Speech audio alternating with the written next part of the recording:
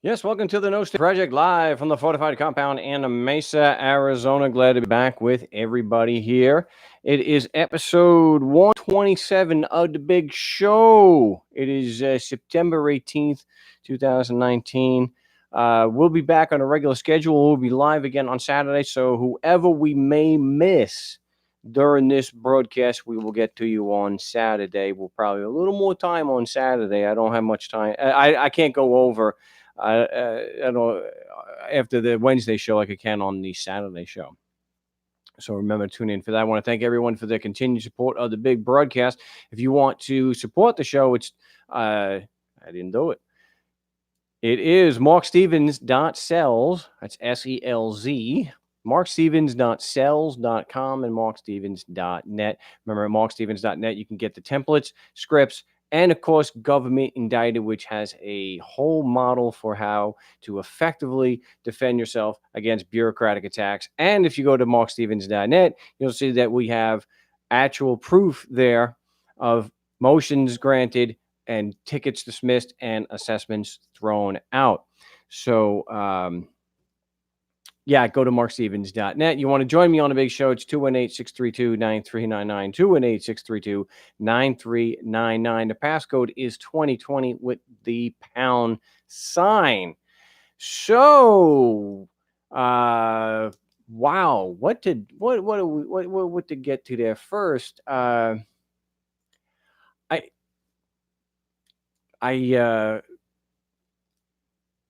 almost speechless. So if you look at the thumbnail for today's video, it is a Judge Smith who is in the Ninth Circuit Court of Appeals in the United States. And I got to tell you, it's always a sad day when no, I'm not going to do any insults but you have these lawyers who are revered for their just, the knowledge of the law and their incredible reasoning ability and the logic that they use, legal logic. All right, I don't want anyone's head to explode. The legal logic that they use and how they apply facts into the law and how they explain the law and they go through and people just hold them in awe. Oh, and they sit on a pedestal, a literal pedestal, and then they wear a black robe and like, oh wow. For me, I'm not impressed by that group of people that have to call themselves honorable. That the community is forced to pay their salaries because they're just so good at what they do. But I want to thank Rob in Seattle for sending me this link because I'm not going to read the article. I just want to actually go to the court case because it's better to just go to the original source. And it's an appeal from a district court case where qualified immunity was given to police officers. And the defendants, Micah Jessup and Bertan Ashton, who I guess this is Fresno, California area, they appealed the decision to give the police officers immunity. Now, get this. They were given immunity for stealing. And when you go through this appeal decision, it's not that long. It's only like 14, 15 pages long. Whether the police officers stole is not the issue. It seems pretty clear cut that they did steal something like $200,000. Yeah, it's a civil rights claim. Why would they go to immediately a federal court? I know that. Anyway, there was an initial opinion here that said that it was not a violation of the Fourth Amendment to actually steal money that was seized pursuant to a warrant. So the police officers lied when they did the inventory. So this is following the search. The city officers gave appellants an inventory sheet stating they had seized approximately $50,000 from the appellant's properties. Appellants alleged, however, that the officers actually seized $151,000 in cash and another $125,000 in rare coins. Appellants allege that the city officers stole the difference between the amount listed on the inventory sheet and the amount actually seized from the properties. So we know in Baltimore and some other places that I reported lately, it was the time card fraud. It was when they stole from the agency. So some may argue that all the cash that was seized should be going to a forfeiture for the county. Staying with the police department and the prosecutor's office. Here, the cops, they didn't write a proper inventory. They actually pocketed all that.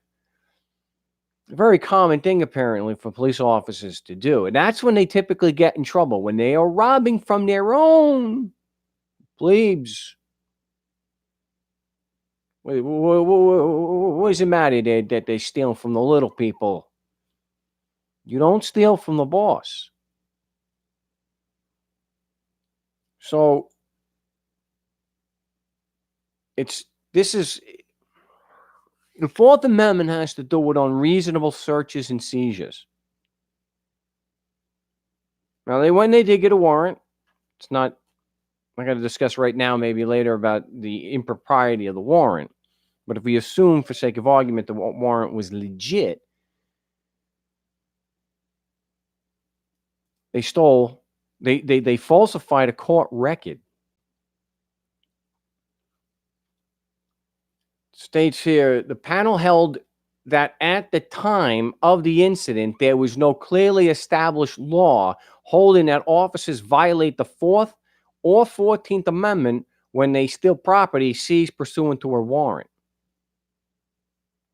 For that reason, the city officers were entitled to qualified immunity. The panel reasoned that although the decision in Brewster v. Beck was instructive on the question of whether the theft of property covered by the terms of a search warrant and seized pursuant to the warrant violates the Fourth Amendment, Brewster's facts varied in legally significant ways. Now, the Fourth Amendment is pretty straightforward. Unreasonable searches and seizures. I think that would cover theft, right? Theft. You would think. You would think that was pretty clear. That theft or robbery and fraud, because it was fraud for them to falsify the court document. I think it's probably a felony, obstruction, or saying to falsify court records. They actually falsified police and court records. And yet, Mr. Smith, in his infinite wisdom, is saying, and it's not just him, but it's the entire panel, because this is an appeal, the district court ruled that way. At the time of the incident, there was no clearly established law holding that officers violate the Fourth or 14th Amendment when they steal property. What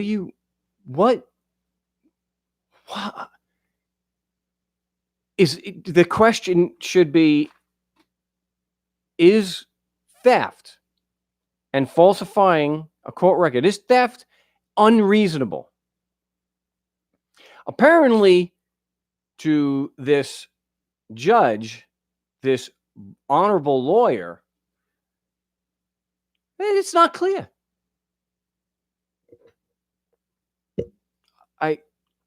I can't, and there's no way. What do you say to that? This is the system. It's astounding. I guess it shouldn't be. It's not even a question. You go through here, it's not even a question of whether they actually stole. It just seems to be that those are the well-pleaded facts. They have to be accepted as true for the purpose of the motion that they had filed. It's wow. If the city officials' officers found the property listed, they were to retain it in their custody, subject to the order of the court and provided by law. Following the search, the city officers gave appellants an inventory sheet stating that they had seized approximately $50,000 from the properties. Appellants allege, however, that the officers actually seized $151,000 in cash and another $125,000 in rare coins. Appellants claim that the city officers stole the difference between the amount listed on the inventory sheet and the amount actually seized from the properties. Appellants brought suit in the Eastern District of California, alleging, among other things, claims against the city officers pursuant to Title 42, Section 1983 for the 4th and 14th Amendment violations. The city officers moved for summary judgment based on qualified immunity. See, immunity doesn't deny the tort, doesn't deny the claim. It just denies the court jurisdiction to actually hear it. So it's their way of saying, "Abafongul, we stole your stuff. You're not getting it back. We're immune." This is a man, a judge. I use the man lightly, but this is a judge. Mr. Smith has actually extended, just like with his fellow judges, they have extended police officers immunity for theft. Because they don't think that the 4th Amendment is clear or that state statutes are clear about theft. The doctrine of qualified immunity protects government officials from liability for civil damages insofar as their conduct does not violate clearly established statutory or constitutional rights of which a reasonable person would have known. That seems pretty straightforward. A reasonable person knows, oh, but we're talking about cops, and that's kind of a distorted view, isn't it? They think it's reasonable to just shoot people who are running away and then plant evidence on them to cover it up. That's reasonable to a cop. How in the world, given this standard, could they possibly have said that stealing $200,000 worth of property does not violate clearly established statutory or constitutional rights? In determining whether an offense is entitled to qualified immunity, we consider 1, whether there has been a violation of a constitutional right, and 2, whether that right was clearly established at the time of the officer's alleged misconduct. I think theft has been against the law for a long time. It's clearly established. Try taking a cop's gun. Well, it's not clearly established to me that taking a police officer's gun is against well-established law. They're going to see things otherwise. The parties dispute whether the city's officers' actions violated the 4th Amendment. The city officers insist that because they seized appellant's assets pursuant to a valid warrant, they did not violate the 4th Amendment. It protects against unreasonable searches and seizures. So if they had raped these people pursuant to a valid warrant, what does the one have to do with the, wow.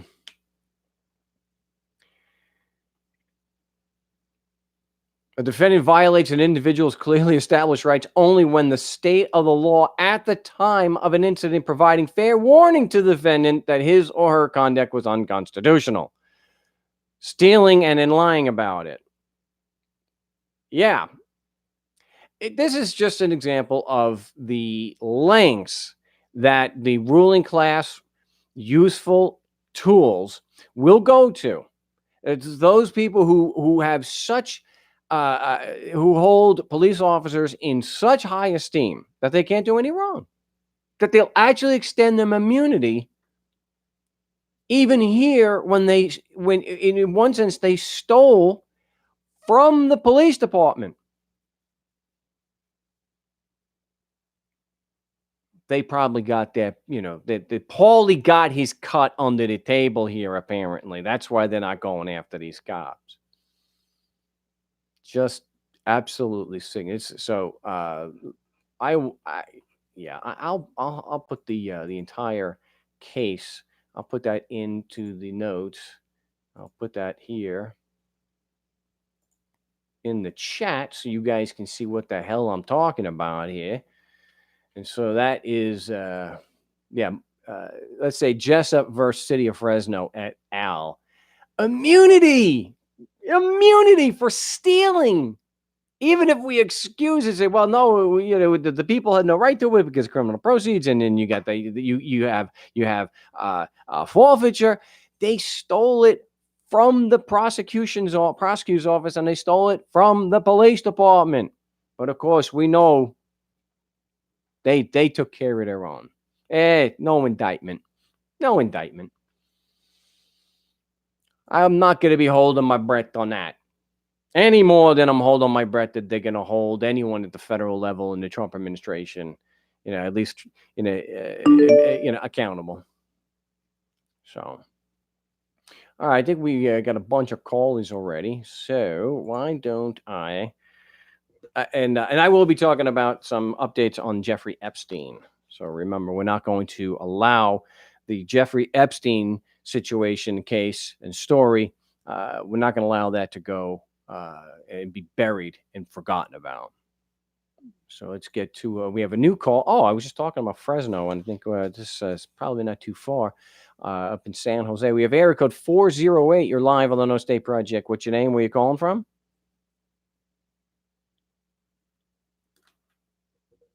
Okay, we will put them back on mute. And I have another new caller. We have area code 204. You're live on the No State Project. What's your name? Where you calling from? Hi. My name is Matthew. I'm calling from Alberta, Canada. Oh, Canada. How's it going, Pretty good.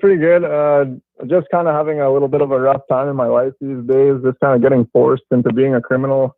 I kind of have a long story to tell, but I am kind of frightened about what decisions might happen if I don't do the right, or at least try to do the right things in court, because I have to go to court for no license, no registration, and no insurance. Whoa. Yeah, the no insurance one. That's a bad one for Canada. Yeah, I just kind of had no choice to do it, because I just kind of lost my job, couldn't pay my rent, and my parents' house are like 10 hours away on car ride. So I kind of just had to travel, so I wasn't a criminal leaving my car in the city, unlicensed and unregistered, and me being in the city with no residence. So I kind of wanted to go back home, and they just kind of caught me driving without all that stuff. So I just kind of wanted to know, because I have been looking at a lot of things that you've been talking about, like the form, or that template that you kind of mentioned for people to look at for what's it called now? Motion to dismiss? Well, that, but the where I wanted to plead guilty, but not like after a few questions, because I was looking into jurisdiction and all that other stuff, and it's just kind of overwhelming for somebody who hasn't had a lot of court experience, because I am a pretty nice person, and I would never want to go to court ever again over something this serious. So I'm not too sure how I would go about it, being, smart about it, because I don't want to go there and then just take advantage of it fully. Well, right off the bat, I don't know exactly what my question is. Okay, well, we'll go through this. For those who don't know, a no insurance charge in Canada is thousands. I don't remember exactly if it's 5,000 or up to 10,000. It's significant. It's about 500 to about 5,000. Okay, yeah, that's pretty significant for a traffic charge. So there's a lot at stake here. Understandably that it's overwhelming, because look, it's an intimidating process. I would, I know lawyers that drink heavily because it's such a, at least depending on what judge you're getting, but it is a very stressful thing going into court. And it's one thing when, for lawyers, when they go through, when they're very familiar with the process, to be intimidated, but then add that to the fact that we're not familiar with these people. We know how violent they are. We know that judges have really short fuses, that they have people that actually will try to tell you can't ask judges questions, which is, you get all this conflicting information, and so that's something we'll say right off the bat. You can And I would definitely ask judges questions. To the idea that they are some exalted being that you can't even ask them a question, that might be the common decorum among lawyers. But even that doesn't hold any water, because I've been to court many times myself, and lawyers ask judges questions all the time. So I think what it comes down to is some people may actually try to, dissuade you from, or from asking questions, because it's the type of questions that we're asking. It's the substance of the question that we're asking that people, critics don't like. So that's why they just want to blanket, you can't ask judges questions. That's absolutely not true. And you're going in here fighting for your life. I mean, this is a lot at stake. You're not going to go to jail or anything like that. But still, I'm totally I've been writing down every question I could possibly even ask the judge or the jury or whoever that I'm speaking to, and I don't know, I have been looking at a lot of questions that might be legit, but I've never heard anybody ask these questions ever before in reality. So it's obviously I might ask something like, is this a judicial proceeding or administrative? So I don't know if that's a legit question to ask in the court of law, basically. I think it's a legitimate question. I don't think it's necessarily one it's relevant. I mean, a lot of freemen on land, sovereign type people like to get caught up in that whole thing with the fringe on the flag and, things like that. I just don't see it as a relevant question.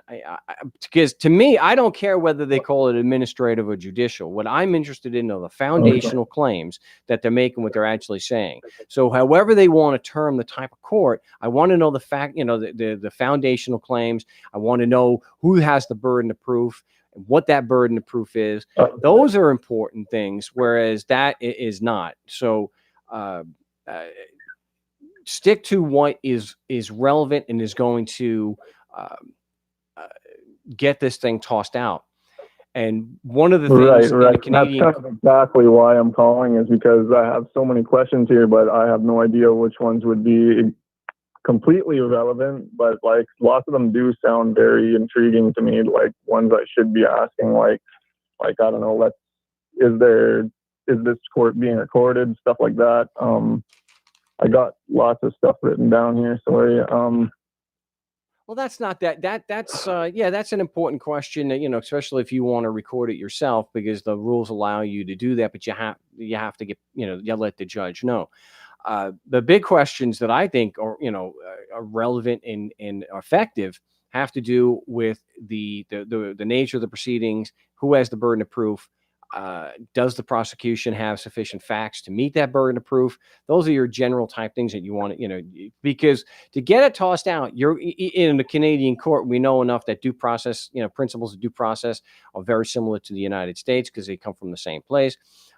You're supposed to be entitled to a fair trial, a fair and meaningful trial. You have an opportunity to confront the witnesses against you. The prosecution bears the burden of proof. They have to have right. I do have lots of those questions written down. Actually, I do. Yeah. Okay. So one of the things I like to go and you mentioned the unsigned plea of guilty. The unsigned plea of guilty we use as a tool, so that if they are going to try to just rush this into the pretrial and into trial, we can try to put the brakes on and bring out, if and get some evidence to show what, if the judge is biased, we'll have some evidence that we can actually prove that. And and the questions again, they're legitimate questions, and yes, you can, and I always question a judge. Does the prosecution have sufficient facts to prove that there's personal and subject matter jurisdiction? That to me is where I would start, because they're claiming jurisdiction and by forcing you to participate and answer the complaint. Right. I definitely, in my mind, always had that one as my main question. I just had no idea when I should probably bring it up, because a lot of the videos and things I've been reading kind of mention that I would be challenging them when I'm not really trying to challenge. I'm just asking questions, I kind of said there at the beginning, just kind of trying to ask questions. So I'm not too sure if that would exactly be challenging it or just asking the question that has the prosecutor presented any evidence to prove that the constitutional laws of the plaintiff's state actually apply to to me, just kind of stuff like that. So like, I'm not very nervous, like very first time I've ever, contacted somebody about this matter at all. And being live is pretty cool at the same time. So.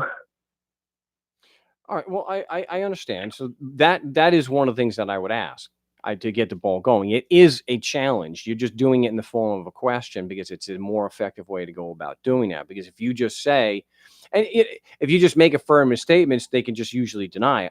The only a really good affirmative statement that you can make that still keeps the burden of proof on them is that the prosecution hasn't submitted sufficient facts, that they have not met their burden on prima facie. That just because you say XYZ doesn't mean you've met your burden. And our challenge is that they have not met that burden. Now, they may disagree, but at least you're getting some discussion on it. And if they're going to disagree and say that the prosecution has met their prima facie burden, then you want to know what those facts are. It's not saying that this is an evidentiary hearing, but they have to tell you what the facts are. Just because it's not an evidentiary hearing doesn't mean that they get to fail, or refuse to disclose what the prosecution relies on. The only difference between the arraignment and pretrial and the trial is that at the trial, the prosecution has the burden goes higher to beyond a reasonable doubt, and it is evidentiary. But when you're at the arraignment or pretrial and he just has a prima facie burden, then they have to at least tell you what it is. And you have, obviously, it's a pretrial procedure to challenge the sufficiency or even the existence of a prima facie case made by the prosecution, because that's what pretrial motions are for. A demur or motion to dismiss is challenging, like in California, for example, Section 1001 of the Criminal Code. I think it's subsection 4. You're challenging the factual sufficiency of the complaint. In other words, you are challenging that in stating that they have not met the prima facie burden. Okay? They have to at least tell you what it is so that you could defend against it. It doesn't mean you get to put the witness on the stand. No, but you are able to argue, and I would always argue at that point, they have not made a sufficient showing. They have not established a prima facie showing. There is no shifting of the burden of proof. Okay, you want to just repeat that exact last sentence there, because that one was very important to me, actually. Yeah, I can, but remember, this is all recorded anyway. They didn't meet. They did not meet their prima facie burden. So there is there is no rebuttable presumption created. It does not shift the burden of proof to me. And even for sake of argument, the judge is insisting that the burden has shifted, that a rebuttable presumption has been created. You can still destroy the rebuttable presumption by just pointing out they don't have sufficient facts. Okay, this is one of the things I talk about. Okay, so you don't need to have. Now, you can present in a general sense if someone has made a prima facie case. You can show contradictory facts, but you don't have to if the prosecution doesn't have the sufficient facts anyway. It sounds like you're sorry about the noise in the background. I actually have company just at the moment. I'm so sorry to interrupt this. This is very important to me. I would love to try to get a hold of you again. This is just too much noise for the time being. I'm just gonna have to let you go. Thank you very much, Mark. Listen to the rest of the show. Contact again. Thank you so much for all your help and information at this time. You're welcome. And just keep listening to the broadcast, and it's all recorded here on my YouTube channel, No Stay Project, and it will be at markstevens.net. And yes, I know I forgot, I did not get last week's show, the audio. I did not get that posted. I will get that posted this week. So I apologize for that. But hey, it's on YouTube for everyone to grab. So definitely want to role play. Once you know the basics, you want to role play with people and practice using the Socratic method, because a lot of these things are going to come down to how well you can question at the pretrial, how well you can confront the prosecutor, and of course, how well you can confront your accuser, whether it's a police officer or it's a tax agent. You should be very well versed in logic and understand the objections and know when somebody's responsive. This is why it's great to just ask the leading questions, because it's either yes or no. And if it's something else, it's not responsive. Objection, move to strike, non-responsive. Answer the freaking question. I didn't get to see it, but Lewandowski, who was one of the Trump campaign people, was in front of the House committee yesterday testifying. And from what I saw on a report, refused to answer most questions. Just a lot of fluff. A lot of talk about Hillary. So you want to engage other people. I would highly recommend someone like Matthew get to a public forum, like a city council meeting or some kind of public commission, and ask some of the questions. Say, you operate under the presumption if I'm physically in Alberta, then your laws apply and give you jurisdiction over me. Okay. Do you have any facts whatsoever? Any facts that would prove that that's true? And I really doubt that they're going to fire back at you. You listen here, you little jerk. Only a judge can make those decisions. Listen here, jerky. If you went to law school, you would know only judges can say whether the laws apply.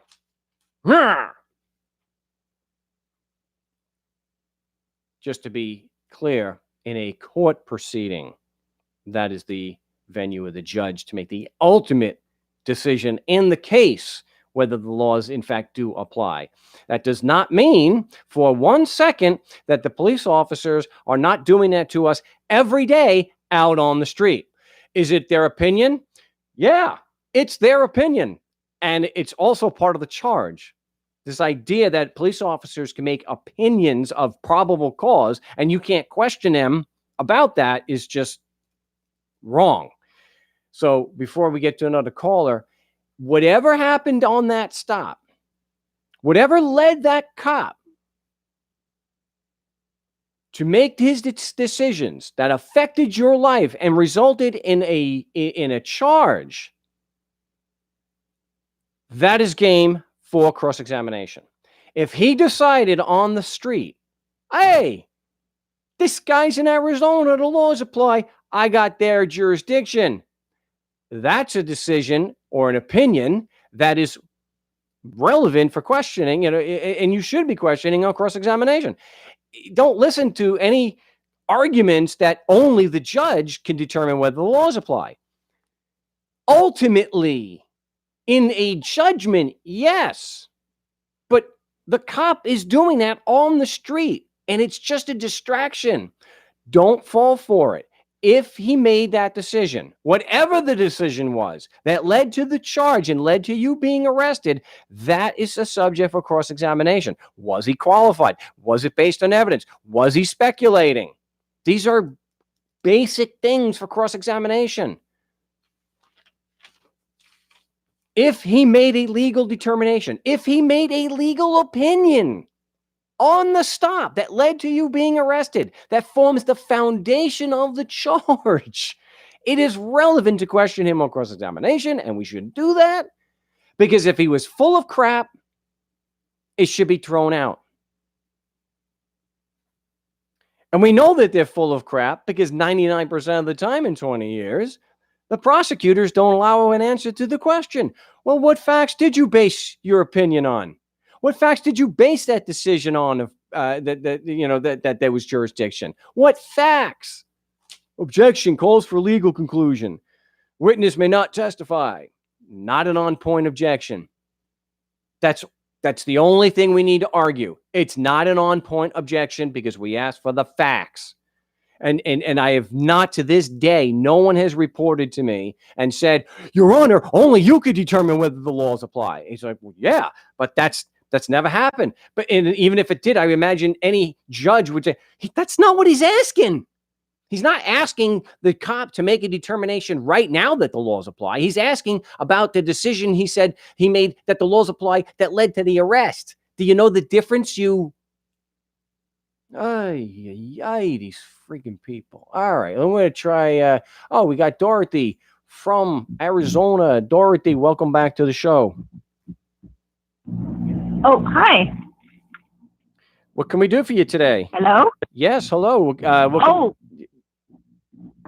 wanted to ask you something.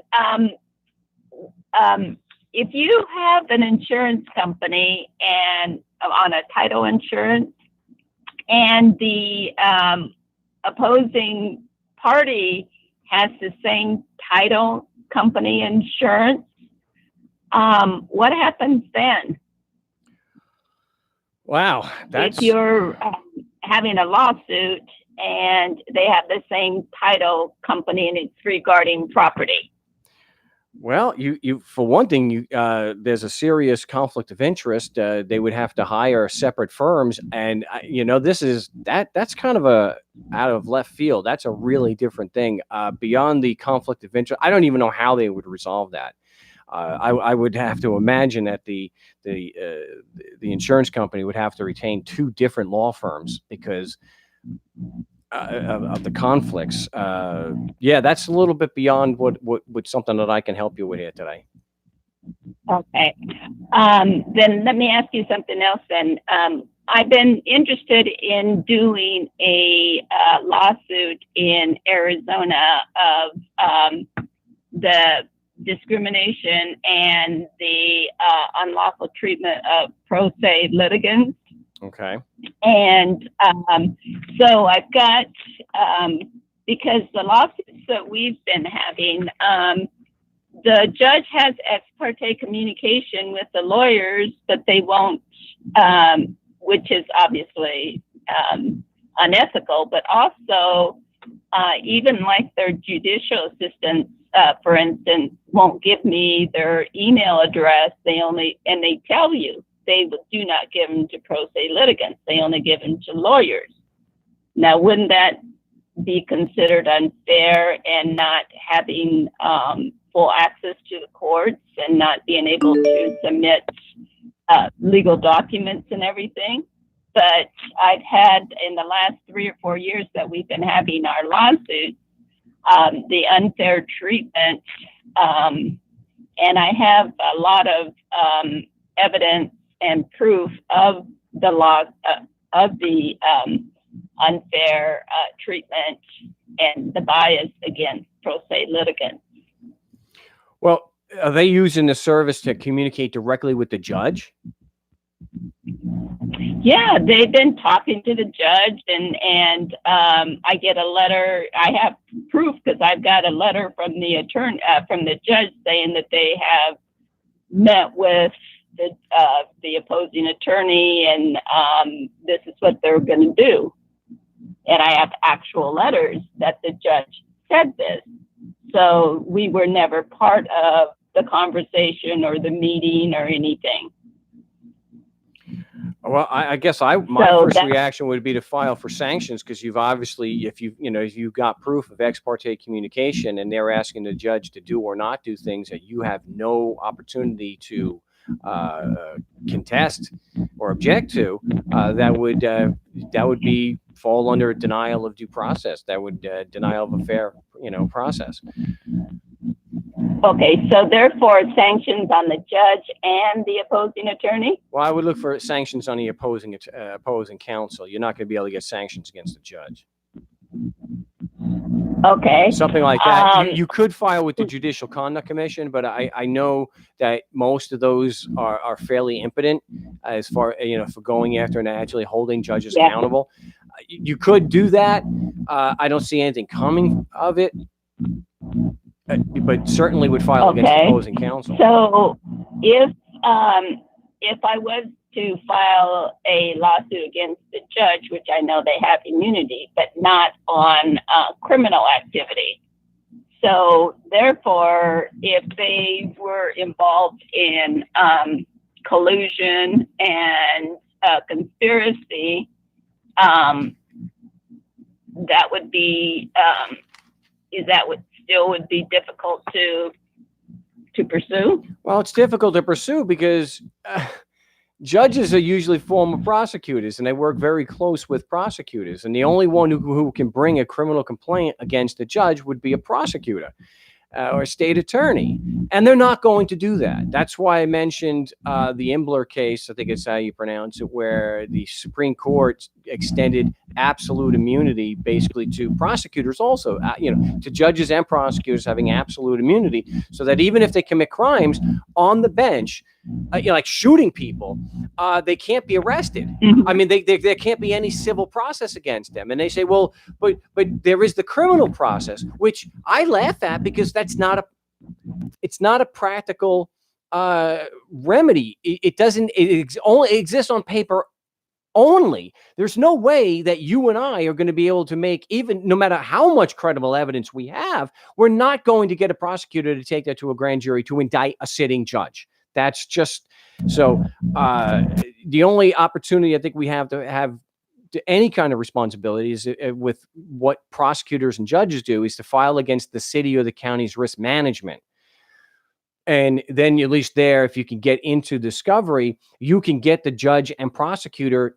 They don't have immunity from civil process. They have immunity from civil actions. And, okay. But if they are subpoenaed to appear in a deposition, or to subpoena to appear as a witness in a trial, they don't have immunity from that. So at least you can get these people off their gilded perch there, and you can get them under oath, and you can ask some questions regarding the crimes that they committed. But criminal process, no. I don't. I know there's people that claim that they do. No one has ever presented a single case number to show that as a private person, they went to a prosecutor or state attorney and actually had a sitting judge, well, any judge, indicted for crimes committed while they were on the bench.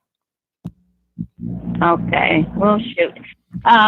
So what about my idea of filing a pro se case of the unfair bias and the way the legal system is not fair according to that? Well, you what want do to you find think of out. that? You got to find out if it's a blanket thing that only lawyers get to have this service, and that and that it's not just an issue where this particular court clerk is not allowing it. It's got to be across the board. So if you can show mass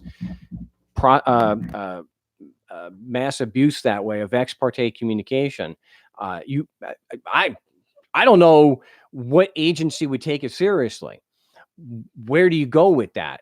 Obviously, the courts are going to laugh at you, but okay, I maybe going to a judicial, a legislative judicial Cases and stuff like that. But okay, well, I appreciate your help on that, and I'll get in contact with you and meet up with you. Okay? Okay, sounds good. I wish I had more to offer there. Oh no, that's perfect. You're doing a great job, and really, really appreciate what you're doing, because nobody has the guts to do what you do and stuff. So I really appreciate it. We all appreciate it. Okay? Thank you very much, Dorothy in Arizona. Appreciate the call. When it comes to the courts and what she's saying about ex parte communication, where lawyers are able to communicate, a party can communicate with the judge without the other side knowing. Whoa. I guess the argument, well, if you're smart and you get yourself a liar, then your liar can communicate with the judge too. And there's no ex parte. You just get yourself a liar. That's all all you got to get yourself a lawyer.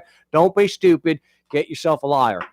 Well, ex parte communication is ex parte communication. It's sort of like that, where when they don't want to give you the nature and cause. They don't want to explain anything to you. They don't want to disclose what is being used against you to support the accusation. And instead of informing you so that you can actually defend yourself effectively, they say, well, get yourself a liar. Get yourself a liar there, son. All right, we're going to try area code 408 again. You're live on the No State Project. What's your name? Where you calling from? Yeah, maybe they're just listening in. So we're going to just mute them back up there. And we'll get to the Jeffrey Epstein stuff. That's a lot, so the inability or the lack of a remedy that we have against the courts. It's just it's a built-in part of the ruling class. You're not supposed to do that. You're not supposed to make it more user-friendly. It's done by the ruling class for the ruling class. So if you don't have hundreds of millions, if you're not one of the elite, you're not bringing about any meaningful change, not on your own. That's for damn sure. Judges can and lawyers, prosecutors, they can do whatever the hell they want because they know one of their own is not going to prosecute them. That's because, again, Ken Anderson, the only prosecutor in American history ever to have criminal charges brought against him, even though prosecutorial misconduct is at epidemic level. So hopefully this Larry Krasner, the guy out of Philly, when he says it's an ongoing story, maybe we're going to be surprised and there's going to be, a dozen or more indictments against former employees for look, there was already 9 people exonerated, 9 innocent people. Somebody should go to prison because for those 9 innocent people going to jail. And it was because information was deliberately withheld, which is a very common prosecutorial problem. All right, what do we got? What's the news here going on with Jeffrey Epstein? Those who may not be familiar, the Jeffrey Epstein was pled guilty. He was to sex crimes. He was supposed to be on he was many accusations, and it was apparently a lot of credible evidence to show that he was trafficking in underage girls between 13 and 17, and got a sweetheart deal. The reason why it was knocked down from trafficking and exploitation of minors, it was knocked down in 2008 because of the sweetheart non-prosecution deal that Alexander Acosta gave him, who was the U.S. attorney in Florida at the time, who is now he has since resigned as the Commerce Secretary in the Trump administration.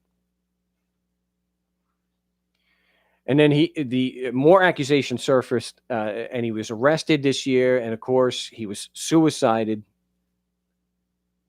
There's no video. Their videos malfunction more than my equipment does, and that's really saying something. Okay, I have better equipment than these jails apparently.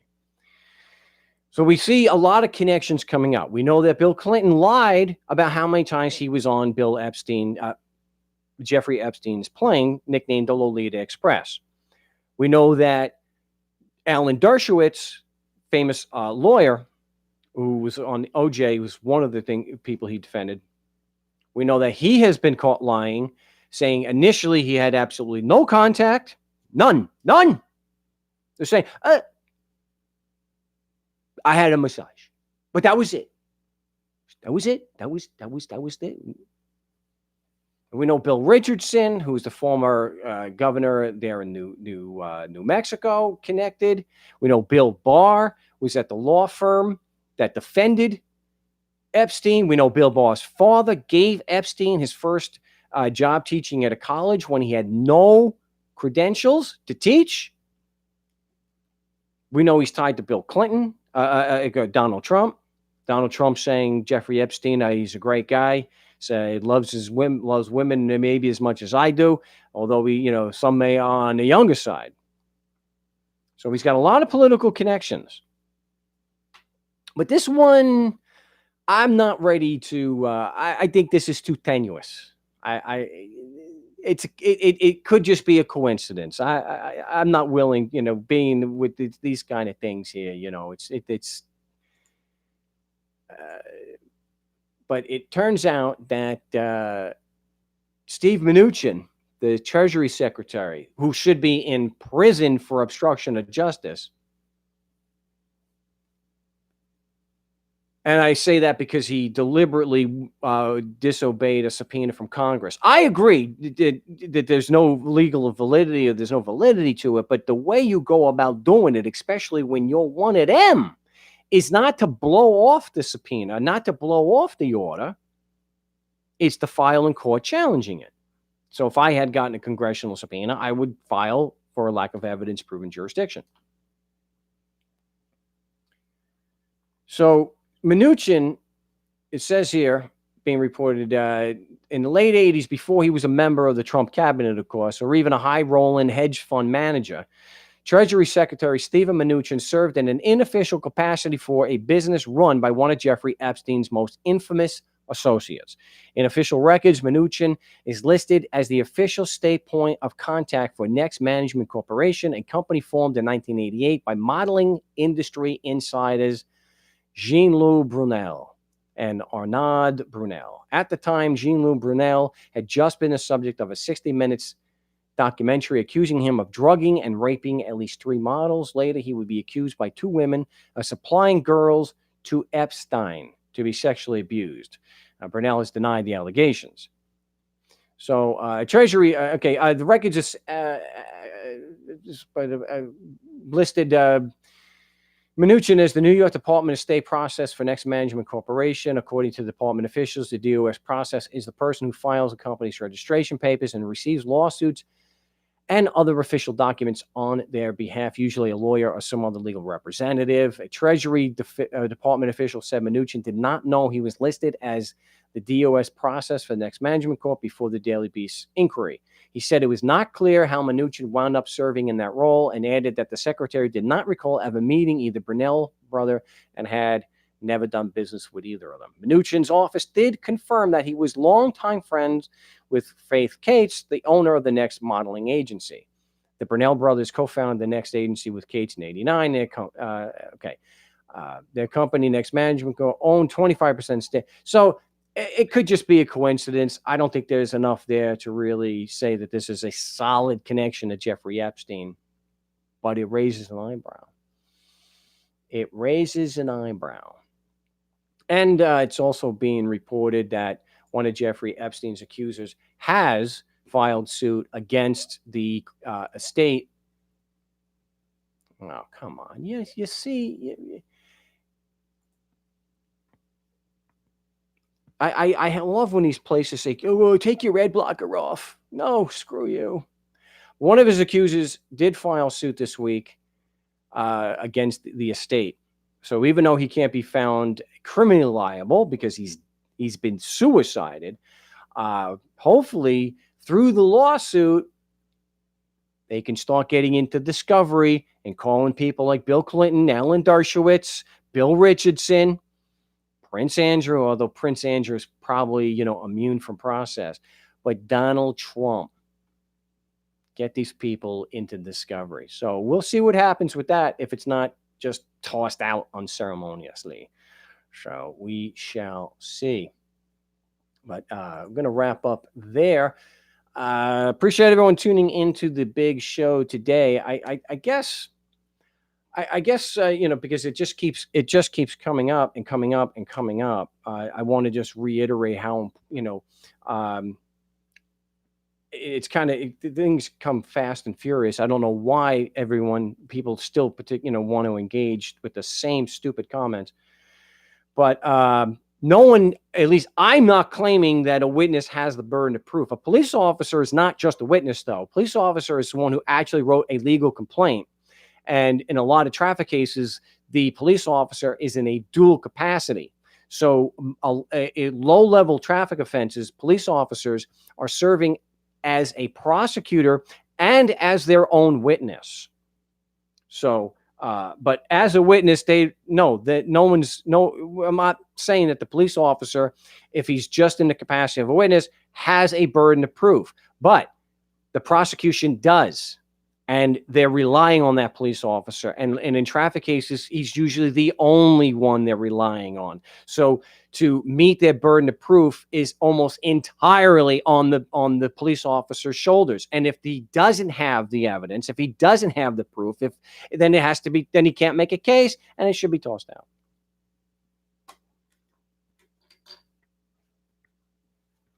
So we'll end it there. Appreciate everyone tuning into the big show today. Anyone that I may have missed, and I don't know what's going on here, but we'll get to you on a Saturday show. Unless I change it, we'll be going from 1 to 2 or later Pacific Standard Time on Saturday right here on my YouTube channel. So don't miss that. So definitely call in early if I've missed you here today. So if you want to help support the show, 218-63. Damn it. I did it. I didn't do it at the beginning, but it's markstevens.sells, S-E-L-Z, markstevens.sells.com and markstevens.net. And of course, you can get to the sales page on markstevens.net. So if you're being attacked by a bureaucrat, you want to learn how to more effectively defend yourself, then we have a full model available in Government Indicted, which is the book. And also you have the full access to all the archives and articles for free. Yeah. All right. Appreciate everyone. Again, I appreciate everyone tuning in here today for episode 127 of The Big Show. If I will be live on Saturday, so if I missed you, we'll get your calls then. So until we're live again, salud.